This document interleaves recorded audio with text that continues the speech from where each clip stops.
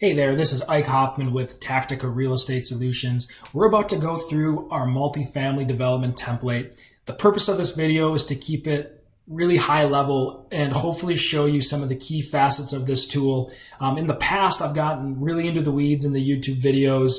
However, this is the 5th version of the model. I've gotten a lot of great feedback from users over the year. Plus, this is the tool that I use for my consulting assignments, and I've thought of some ways to improve its efficiency and make sure it's more intuitive. So I've published a ton of content explaining the more in the weeds concepts. By all means, you should read that content if you're thinking about purchasing it, and make sure that this is a tool that you understand, and make sure in the front end you know it's going to be a good fit for your business. So real quickly, I'll show you where you can find that content that will really go through this model tab by tab, tab by tab, and again, get very into the weeds. Right on the sales page, if you scroll down, you'll see that there's an interactive demo, so you can also click around in that to see some of the features. There's a text demo where you can download the model, but all the formulas are dead. At least you can see how everything lays out. And then the tutorial's right below that. So you click there, you'll see that all the tabs of the financial model are hyperlinked. And this blog post links up to a bunch of other unique blog posts just explaining super in depth the various facets of this tool, the logic, and really how all the money is moving. So the video, we're going to keep it high level. I'm just going to show you some of the cool features, but please check out the tutorial before you're purchasing it or after you purchase it, as it will help you really get comfortable with the tool and master it. So going back to the model now, let's begin walking through it. This is the project summary tab, and this is really where everything is going on. All the key components of your development deal will be stored on this tab. All the brown cells are your responsibility. Those are manual inputs that you'll need to enter in. Black text is either a formula or a label, and you can leave alone. So this page is cool because really it's a one-pager where if you go to File Print, everything looks very professional. There's a lot of cool graphs, and this is literally the snapshot that you would use to send to your investors if you're raising equity or potentially an investment partner. Everything's here, the major components of the deal. So all the pages in this model are ready to be printed, and you can put them into investment materials or a PowerPoint. But this page is especially powerful just because it summarizes everything. So we have general property information here. You can put in a picture of the property. There's a pivot table with construction costs. So this is sourcing from a different tab we'll get into shortly here. You'll enter your construction financing terms, how long the construction period will take, your LTV, your interest rate, which will then tell you how much cash you'll need to close on the property. You also need to put in permanent financing assumptions and a refinance month. The refinance month is a brown cell, but it does tie to the stabilization date. So you control all the lease up assumptions as well. You can choose your pre-lease percentage and how many leases you're going to lease up every month, and if you're going to be giving away any concessions during the lease up. So the reason I left this as a brown cell is there may be instances where you want to keep the construction loan longer, or perhaps you want to blow it out a little sooner. Again, with the blog in the supporting content, I talk about instances where you might want to adjust this cell, but it does tie to the stabilization date, which in most instances, that's when you're going to refinance, when the property's 90% plus occupied and you can get permanent financing. There's a section dedicated to cash flow down in the bottom left-hand corner. So obviously during the construction years, there's not going to be much cash flow at all, maybe even negative cash flow for a few months. But then you can see NOI, cash flow after debt, and debt coverage. You can make your residual assumptions here as well. And all the Tactica models, they're powerful because you're able to toggle different hold periods. So whether you're going to invest for 3 years, 5 years, or 10 years, you can pick the stabilized cap rate today, add an increment, and then the model knows, in this case, 5 cap today, it's going up by 10 basis points a year. So if you sell them 5 years from now, it's going to be a 5% cap plus 50 basis points, because it's 10 basis points a year. So a 5.5 cap in 5 years, And that's what your NOI in the residual year will be divided by to come up with your residual sales price, which is right here. There's a nice summary of project level returns, so you can toggle the holding period and see how it affects the IRR, equity multiple, ROI, return on cost, and then just there's some cap rate spreads as well. The construction spend by month is a nice little graph to see how the allocation of spending goes during the construction period. There's a unit mix summary. And then in the bottom right-hand corner, this is where you can toggle partnership returns. So there's partnership returns over here in blue. I build them into the model. You can do preferred returns. You can do an IRR waterfall. You can go pari passu, and you can grab whichever one you want here and play with the different partnership returns, and it will populate automatically on this project summary tab. And this is really the tab that oversees the entire investment. It has all the key information, and it's pulling from a lot of different tabs that we're going to get into now. Now we're on the budget and draw tab. So this is where you're going to be doing everything involving the construction budget. For each budget item, there's 3 columns. You can enter in your assumptions on a per square foot basis, on a per unit basis, or on a chunk basis. The reason I did it this way is initially I would only do it on a chunk basis. There's only column F here. And some developers that had purchased this said, hey, I'm still in the very preliminary stages of my pro forma, and truly I haven't vetted every single expense out. So I just want to put in, one expense, one thing for hard costs, one thing for soft costs, a land purchase, and some impact fees. So they would do that, and they would make their construction costs on a per unit basis, and their acquisition on a chunk basis, and some of the other assumptions on a per square foot basis. So you have flexibility here. I would say you don't need to delete any rows. If you're just very preliminary in your construction underwriting, you can just leave them blank and the model will take it as a 0. When I'm consulting for my clients, a lot of times I'll see them just have like 4 rows filled out initially. Then as the process gets further along, they'll get more detailed in sharpening the pencil and really figuring out every single expense during construction. And then over to the right is determining when the draws will take place. So the Tactica model has 4 different options. You can either draw everything up front, you can do it evenly over the construction period, you can do it as a bell curve or custom. When you click custom, everything will automatically zero out and you'll be on the hook to manually overwrite the cell and type in the specific expense. So if we scroll over to the right here, you'll see an example of that.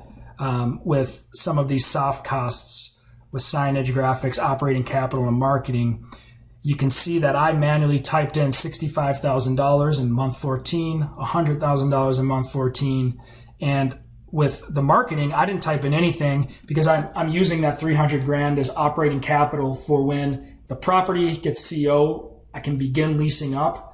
But I want to still have construction budget to draw on to help front some of the costs of operating the property before I have enough tenants in there to sustain itself, essentially for the rent to pay all the bills. So I left $300,000 there. That's essentially my operating capital. You can see when you manually overwrite cells, they turn pink. This is just to remind you that, hey, you overwrote a formula here. If you ever want to go back and say, okay, I want to actually do this expense up front, you have to click over and just drag over that cell and get the formula back on top of it.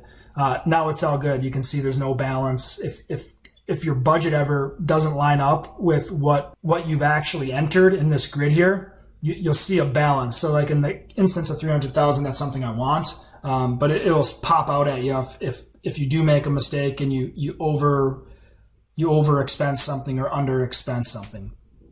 You can see there's a summary of draws below. You're going to first draw on your equity. Once the equity's tapped out, you'll begin drawing on the construction loan, and then the interest is populating below, and then you'll actually pay the interest the following month. And in this model, the capitalized interest will calculate for you.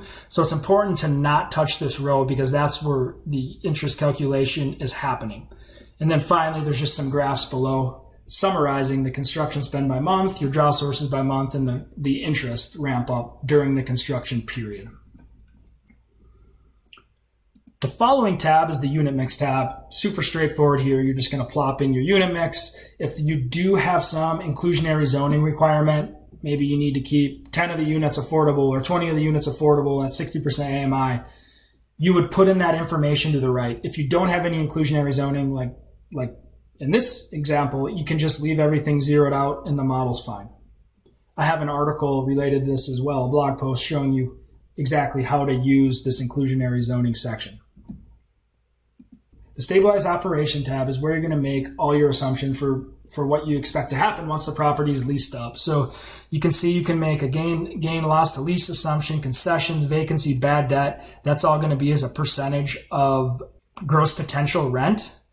All the rent information is flowing in from the unit mix, so you don't need to do anything there. And then you can also enter in some ancillary income items as well, such as storage, pet rent, parking. You're going to enter in how many storage spaces or pet units you expect to be, or parking spaces. You can do a vacancy rate, 2%, 5%, 0%, whatever you're comfortable with. And then you're going to put in the monthly charge just to the right of that. And then the monthly and annualized amounts will populate automatically, and also the annual per unit. You're going to make all of your expense assumptions on a per unit basis with the exception of management fee. You'll do that as a percentage of EGI. You can see it's pretty clear just with what's brown and what's black.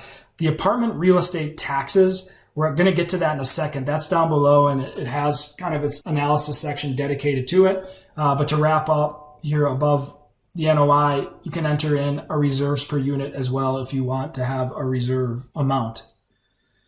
So once you get down to the real estate tax assumption, this is really figuring out what taxes will be in your submarket when the property is stabilized. So what I do is I'll always go pull 4 or 5 comps, hopefully something that's been built within the last 4 to 5 years and that has fully stabilized taxes. And I'm really looking at those properties, figuring out what they're assessed for, how much taxes they pay, and what that taxes payable is per unit. And I'm kind of benchmarking then my underwriting off of those comps. So I'm really using the total project cost here populates automatically. And then there's a reassessment as a percentage of project cost. So I'm really using this to back into what I think the assessment's going to be once the assessor sees that it's stabilized. And you're going to type in a millage rate too, which I'm actually in the process of changing. That should say applicable tax rates, which is just total taxes payable divided by the assessment of the comp. So I'm just using 2%. It's going to show you what your stabilized taxes are. So in this case, we're thinking that once it's fully stabilized, the assessor will peg it as being worth at $42 million. The assessment per unit will be $234,000, and then total taxes will be $843,000 or $4,700 per unit.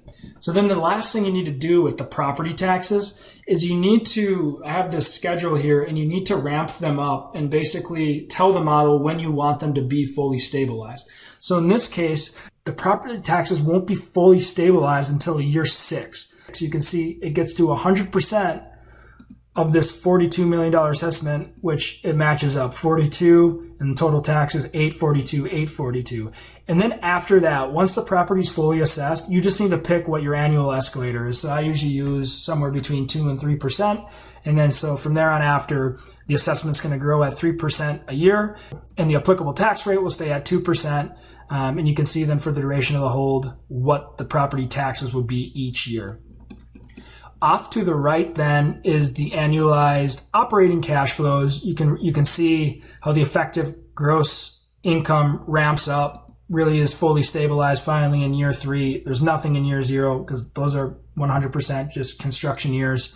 And then you control the assumptions above from your rent escalators, what you want concessions to be as a percentage of GPR, vacancy loss, bad debt, other revenue, and expense escalators. So that's all controlled from here once the property is stabilized. The model's smart. The model knows when the property is stabilized and will only allow you to alter these assumptions once it's fully leased up. So until the 3rd year, all the assumptions are based off of what you entered in on the stabilized operation tab. So it's just solving for everything you have in here. And then all of the concessions and the leases per month are populating from what you entered in the lease up summary on the project summary tab. If you want to see the details of how the property is leasing up month over month, you can click this little plus sign here, and you can go month by month, see it, and see how things build up at the property. As soon as it's stabilized, which is in month 24 in this example scenario, everything will cut off. There's a lot of detail in this little area, even with construction draws. So you can see after you get CO and your operations are still negative, you can see the loan draws after CO that you're going to need to pay that negative cash flow before the operations sustain themselves. You can see the construction balance and where it's at. You can see how much remaining loan is left as well. So there's a lot of detail in this hidden area, but it's definitely up to you whether you want to display that or not. Then we get into the return summary. The return summary is really simple. It just starts really with NOI. You'll have your debt service. You'll get into, you can see the equity investment, your construction loan pay down, your permanent refinance, the financing fee. This is all populating from the assumptions that you entered in the project summary tab, and then those stabilized operations that we just went over. We talked about the residual cap rates, how you control that on the project summary tab. So the model's looking at the different IRRs for if you sell in year 2 versus year 8 versus year 10.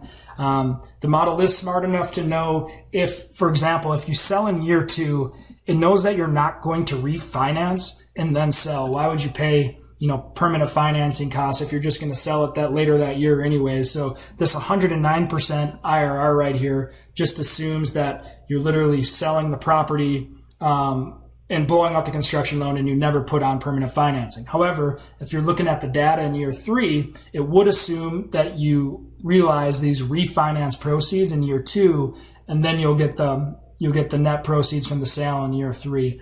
In the supporting content that I have online, I explain this thoroughly so you can feel comfortable understanding how the model is going to be doing things. Then the list and amortization tab. There's nothing you really need to do here. There are a couple lists over to the left. So on the budget and draw tab, when you're picking, scroll over to the left. When you're picking whether you want land, soft, hard costs, impact fees, FF&E, that's populating from this list right here. So if you ever wanted to amend any of those or add some or delete some, you can do so here. And then again, in the budget and draw tab, when you're choosing your method, if for some reason you ever wanted to change how these were labeled, you would do that in column C. And then to the right of that, these are just your amortization tables. So you have the construction loan, the permanent financing to the right. It's not really necessary to include this in any type of investment materials, but it's just where all the debt payments are being tracked, and then they're flowing into the pro forma from here. And then way off to the right, this is just where the cash flow chart is on the project summary. Nothing you need to do with it. That's this chart in the bottom left-hand corner. Then once we get into real estate sensitivity, this is something that I thought was important. When I worked in the brokerage world, I felt like there were a lot of developers that never really thought about the next buyer and how real estate taxes could impact their pro forma. So what this analysis does is it really looks at the fact that the next buyer is probably going to buy this for a lot more than you, the developer, developed it for. And they're going to see a sizable increase in property tax liability. So what it does is it really just looks at what your returns would be, assuming you can sell it for, X amount of dollars. And then it will show the cap rates, the tax adjusted cap rates for what the next buyer how the next buyer might analyze it, what might happen if they're solving for more of a tax adjusted cap rate, where they're not necessarily willing to pay you as much as you think because they know they're going to have a ton of tax liability once the assessor sees that sale and cranks up the assessment, which will obviously increase their tax liability significantly. I have an entire blog post dedicated to real estate tax sensitivity, so make sure you understand it. This is a standalone analysis, like it doesn't flow into any of the tabs, but it is a good place to just check and make sure that your assumptions are reasonable and that the next buyer of the deal is likely going to bid less than you think, just because they're going to have to front that tax liability that you never will have to. And then we'll get into the stress test. This is easily many users' favorite tab. It has just a ton of information in 4 super simple data tables. I have them off. These data tables, they're constantly running and they're making tons of calculations in a matter of seconds. So just make sure if you're not on this tab, you turn the switch off. I'm going to turn them on one at a time. The model can really slow down if they're all on. So the first data table, it shows you vacancy on the horizontal axis and average projected rent on the vertical. And you can see what your debt service coverage will be once you have permanent debt. So in this one, 1.33, that's nice clearance. And then you're also able to see how the DSCR would change with an uptick in vacancy or a downtick, or what would happen to it if rents go up and down. So worst case scenario, obviously you probably wouldn't be performing well enough to even get a permanent loan. So it's good to understand really the best and worst case scenarios. You can control the increments on both the horizontal axis and the vertical axis right here as well. So right now I have projected average rent going up by $25 and vacancy going up and down by 1.5%. And then the middle, smack dab, you can see it's shaded a different color. That's what's currently in the model. So we're running a 5% vacancy and our projected rents are $1,843. All other data tables will work the same. The number right in the middle is what is currently in the model. So I'm going to turn this off and we can go over to refinance proceeds. Let it load up. All right, so in this, we have projected EGI in the horizontal and cap rate at refi in the vertical. So you can see at different thresholds, what percentage of your initial equity investment will you get back in the refinance? Right now it's 60%, not bad. Turn it off. And then we get into the pre-lease / lease up effect on IRR. So what this is telling you is how a faster or slower lease up will affect your IRR.